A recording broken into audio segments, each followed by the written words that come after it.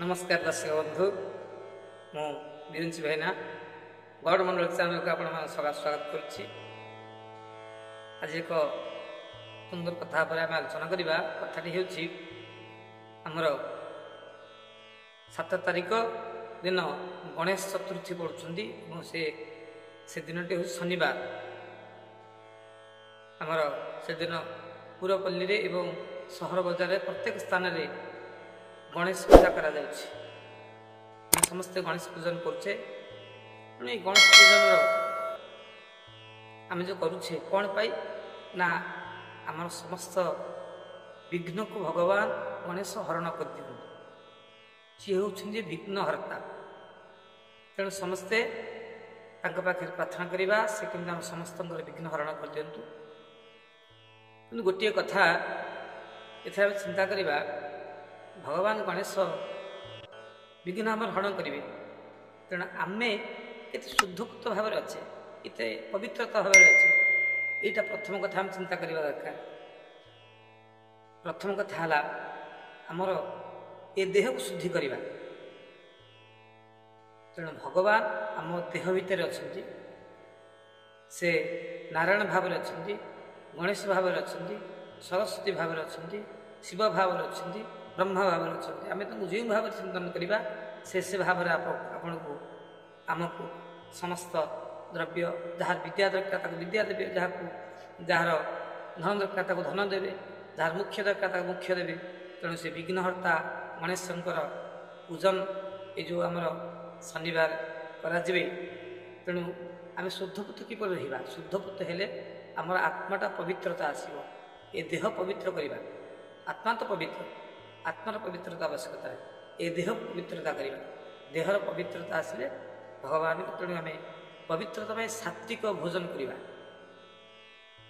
आमिष भोजन करवा नहीं। मिनिमम 7 दिन पूर्व आम आमिष त्याग करवा, प्रथम कथा। एवं काहाकू कटु वाक्य कहवा नहीं, द्वितीय कथा।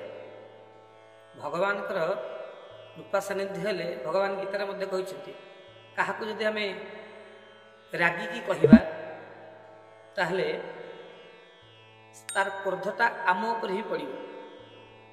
आम ताको रागिले तार क्रोधटा आम उपर पड़े। तेणुक क्या रागिबा नहीं।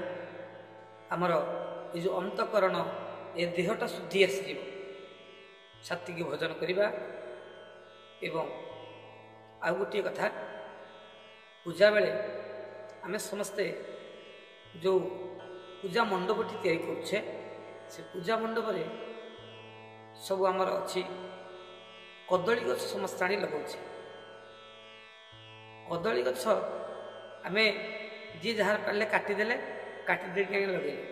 यहाँ एक आमर पाप आमर हुए कहीं आम वृक्ष ही जीवन भाविचे। तेणु वृक्षटी को जो आम काटिदेले से वृक्षटी मरीगला। तेणु कदली गछ काटिबा नहीं, चेर थाई लगेगा। एवं पूजा परे से कदली गछ को आम जो आनी कि एक संतरण स्थान में आम पोतीदबा। से गछटी जदि नंबरला ताले आपण पूजार सत्यता आसला एवं पूजा फलवती हम आप। कारण आम यज्ञ मानक अंकुर रोपण कराए। प्रथमे समस्त शस्य को उद्गम कराए। ताकू शस्यर पूजन, शस्य ही जीवन। तेणु ताकू आम पूजा करिया भगवान